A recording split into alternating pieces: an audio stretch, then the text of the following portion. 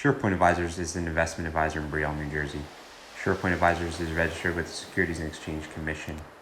Registration of an investment advisor does not imply any specific level of skill and does not constitute an endorsement of the firm by the Commission. Welcome to another episode of SurePoint Advisors Financial Roll Call with James Fay. We are 10-8 in service. This is a podcast for law enforcement by law enforcement. I am James Fay. I'm a retired law enforcement officer and now financial advisor with SurePoint Advisors. And I'm focused on helping law enforcement officers make educated financial decisions that will directly affect their retirement. I truly believe that this podcast will help accomplish that. All right, great podcast today. Today we're going to bring back Anthony Marone. If you remember in the previous episode, Anthony gave us a great introduction to mortgages, and he took the time out of his busy schedule once again, and we're gonna build on that foundation of mortgages because I think it's important. I get a lot of phone calls here in the office about mortgages, about refinancing, so I'm really gonna lean on Anthony to educate our listeners here in and around the different topics that involve mortgages. So today, I thought we would focus in on the Police and Fire Mortgage Program. Anthony's considered an expert in this field, so who better to interview than Anthony Marone? Anthony has a lot of information in this interview, so I want you to hear it. All right, take a listen to the interview. Welcome to another episode of SurePoint Advisors Financial Roll Call with James Fay. We are 10-8 in service. This is a podcast for law enforcement by law enforcement. All right, I want to welcome back Anthony Marone to the podcast. Anthony was a guest on a previous episode where he gave us a great introduction on mortgages. I received some great feedback from that episode, Anthony, and from our listeners. So I just want you to know that. And, it's getting out there and people emailing me and calling me and, telling me we're doing good things. So awesome. Thanks again. Yeah. Listen, thanks again for, and first of all, welcome back. And thanks again for imparting us with your knowledge and giving us, the listeners, a great foundation to better understand mortgages. I think it's great. I think it's much needed. It's a topic that a lot of people really don't understand. So welcome back, buddy. Thanks for having me here. I appreciate it. Yep. So, since you are an active police officer and you understand the unique stresses and financial burdens which our everyday heroes go through on a daily basis, and you're considered an expert with originating the Police and Firemen's Mortgage program for New Jersey police officers, I figured what a great way to educate our listeners and the law enforcement community as a whole on the mortgage program and who it might be available for and if they qualify as well. So maybe that's a good place to start. Maybe you could explain to the listeners what the Police and Fire Mortgage Program is about and who's eligible for it. Sure, absolutely. Yeah, the Police and Fire Mortgage is probably the best program that's out there most of the time, depending on where rates go. But I'm going to say about 95% of the time, the Police and Fire Mortgage is the best loan product. And what we do for our clients is, if they're interested in the Police and Fire program, we'll also do charts comparing that Police and Fire program with other loan products. This way our clients can make an educated decision on what's best for themselves and their families. But it's a great loan. We try to make sure that, our clients are educated from start to finish and they make the proper decision for their mortgage needs. The Police and Fire program right now is currently 2.14%. And the term is, whether it's a 30-year term, a 15-year term. So it does change around. Obviously, the APR will change based upon the loan amounts. There is a $30 monthly service fee for that loan for 36 months, and then month 37 on it goes down to $18 a month. But overall, it's a very good loan.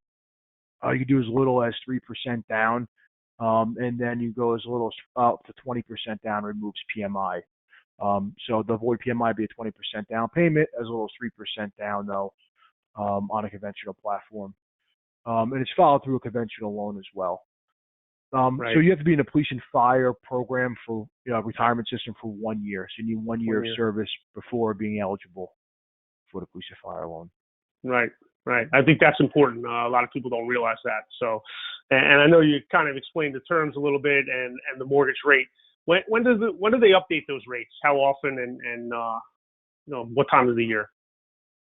Sure, absolutely. So every February 15th and August 15th.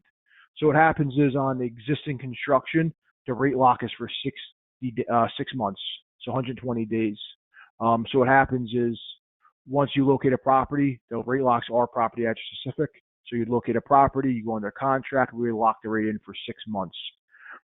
If the rate changes while you're locked in, you're still locked into that rate that was previously offered. So in a time like this where the market's rising, I had some clients that were locked in at a lower rate. Rate changed on February 15th, but they're still locked in at that lower rate because they had a 6-month rate lock.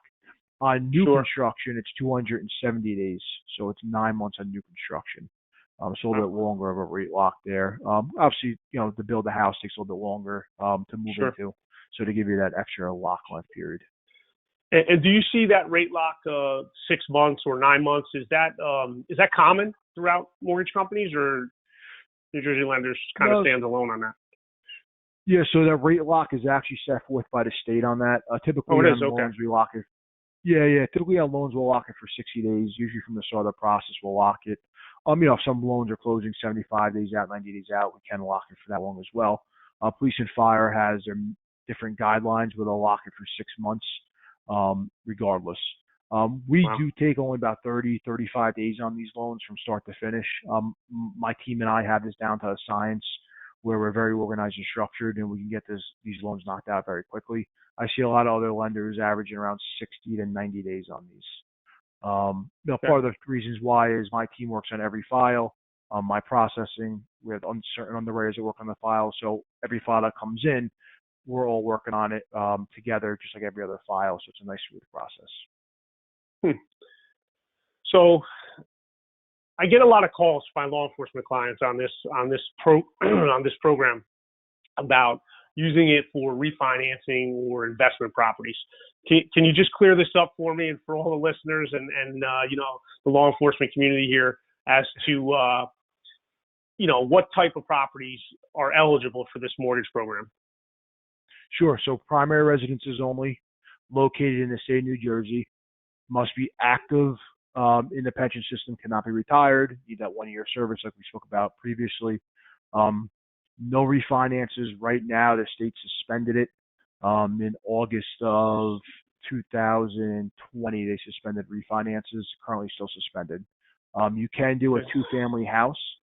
So a lot of people will buy a 2-family, they reside in one, and they rent the other unit out. There is a 15% minimum down payment for a 2-family. If you do the 20% down payment, there's no PMI. Same thing like a regular mortgage as well. Right. So is there a maximum mortgage amount that you can borrow? I'm not sure if you so right spoke now, about that. Yep, absolutely. Right now it's $548,250 is the maximum mortgage amount. Okay. That doesn't say you can still buy a house for higher than that, and you just bring the difference for your down payment. So if you wanted to buy a house, let's say for $648,250, you brought $100,000 down as your down payment, and you finance the $548,250. That's no problem at all. Just the maximum loan amount is $548,250. That usually rises every year with the conforming loan limits. So as the conforming loan limits typically rise yearly or bi-yearly, that will rise with it. Great. All right. Well, I'm sure you could agree with me that we live in a very fee-conscious time, I guess, right? So I know you touched on fees a little bit earlier on, but maybe you could just review the fees involved with the Police and Fire Mortgage a little bit more in detail. Sure, absolutely. So we charge $1,825 from the state bond fee that they charge. On top of that, we're all in. We charge an additional application fee, so we're $2,700 all in for the Police and Fire loan. Other companies are a little bit higher. They do charge some compliance fees, some processing fees, stuff like that.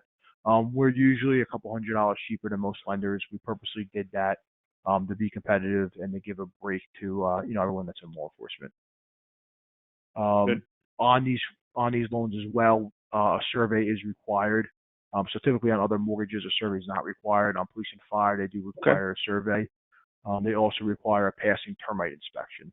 And if there's damage, it has to be rectified by the sellers and paid for by the sellers prior to closing. They also require any COs and permits and stuff to that nature to be completed, and usually you require a full CO to close on the properties as well. Okay. Excellent. It's funny because I know firsthand that you pride yourself on the process, the client service, and making that process as smooth as possible. So I was actually going to ask you about, what other things might be required during that to really secure the police and fire mortgage program, loan. And you actually hit on all that, which is great. So I appreciate it. So let me ask you this. Is there anything else that you would like to share with the listeners about the mortgage program? Yeah, absolutely. It's definitely a great program. I believe the amount is still $200 million every 6 months that they lend out. It actually comes out of the pension system. And once that money is used up, the loans stop until the next period. We haven't ran out of money in years. I don't remember the last time it ran out of money, so it's been a long time, so nothing to worry about that. But it's definitely a great program, especially with the way things are going. With percentage raises are a lot less, paying health care, stuff to that nature. I really think that mortgage planning and cash flow planning is very important. Obviously, we want to make sure that, your monthly payment is at X per month. It's comfortable. You're not overdoing it yourself. It's an old term I always say. We want to make sure that you own the house and the house doesn't own you. We also want to make sure that you're comfortable with the payments and you're hitting other avenues as far as doing investment accounts with you, James, or, doing kids' college accounts and stuff to that nature. And that's where you step in. But we always want to make sure that our clients are very comfortable with those monthly payments and have a positive cash flow month to month to be able to live their lives as well and not just pay the mortgage. That's right. Exactly. So, so what do we see with mortgage rates right now? Being 2021, coming down off the pandemic, hopefully. What are you seeing? Yeah, we're seeing the rates starting to rise. We have the 10-year Treasury that's going upwards. We haven't seen that since beginning of last year. Vaccines coming out for obviously COVID-19. We're seeing the rest of the world starting to open up. Businesses are opening up. I saw some states allow dancing at weddings now. So little by little, as things open up more and more and the economy gets stronger, we're going to see the rates definitely rise. So this past week they rose a lot. If anyone's looking to refinance and any other type of mortgages, this is probably the last couple of weeks that we have to see some very low rates. Great. Actually, you hit on the 10-year Treasury as opposed to the mortgage rate. I think that's definitely an episode in the future, how we can maybe break that down and explain to our listeners and the law enforcement community how that works. I think that would be important to educate them on. So, well, listen, once again, I want to thank you for taking the time out of your busy schedule. I know you're a shaker and mover over there. If you're not, in your police uniform there, you're definitely doing the mortgage thing. So, and trying to balance a family in there too. So you really do a great job imparting our listeners here with all that knowledge you have, and we appreciate it. So, you're a great source of information for the law enforcement community, Anthony, and we appreciate it. So thanks again and stay safe. Thanks, James. Thanks for having me on. I appreciate it. Absolutely. All right.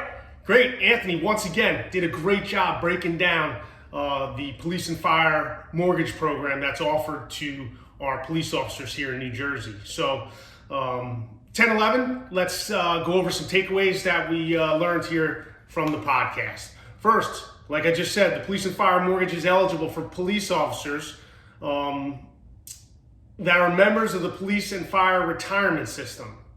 Very important. So if you are a PERS member, Public Employee Retirement System, and you are not in the Police and Fire Retirement System, then you're not eligible for this. You have to have a minimum of 1 year of credited service, and you have to be looking, obviously, to purchase a home. So let's go over the terms of the loan that Anthony went over. All right, Anthony spoke about how the rates are released twice a year. February 15th and August 15th of every year, the rates will be released. Sometimes they'll change, sometimes they might not change. And remember, those rates are based on the Treasury bill plus 1%. So properties that are eligible, very important. I get a lot of calls from people, I'm looking to invest in some property and I want to secure the Police and Fire Retirement Program mortgage. Well, you can't do that. Why? because the properties that are eligible must be a 1 or 2 family residence or condominium located in the state of New Jersey. I'm looking to invest in some property down in New Jersey and secure the Police and Fire Mortgage plan program. No, you can't do it, okay? So, and you must occupy the residence within 120 days of the closing and remain in the residence for the life of the loan. So you can't pick up the loan, move in, and then move out and rent the house either. So very important. There is a maximum amount that you can borrow from the Police and Fire Retirement Mortgage Program. Right now, I believe Anthony spoke to, it's roughly about $514,000 that you can borrow from them. So there is a maximum amount, very important. And there are additional fees. You know, we spoke about fees. We live in a very fee-conscious society today. Everybody wants to know what the fees are, so I had Anthony speak to that a little. I asked him a question about it. He spoke about the origination fee of the mortgage, which is currently about $2,700, and the monthly servicing fee he talked about, which was great. There are a few additional guidelines in order to secure the mortgage fee, right? You need to pass a termite inspection. A survey of the property must be done, right? And if there's a lot more than 1 acre that you're looking to purchase, you have to get a letter from the town, basically stating that the land cannot be subdivided. So there are some additional guidelines, and Anthony did a great job explaining them as well. So great job by Anthony. Always great to interview him. You'll see more interviews in future episodes with Anthony. We're working on a few right now. I think there's a lot of topics in and around mortgages that can help our listeners here and the law enforcement community get better educated when it comes to mortgages. So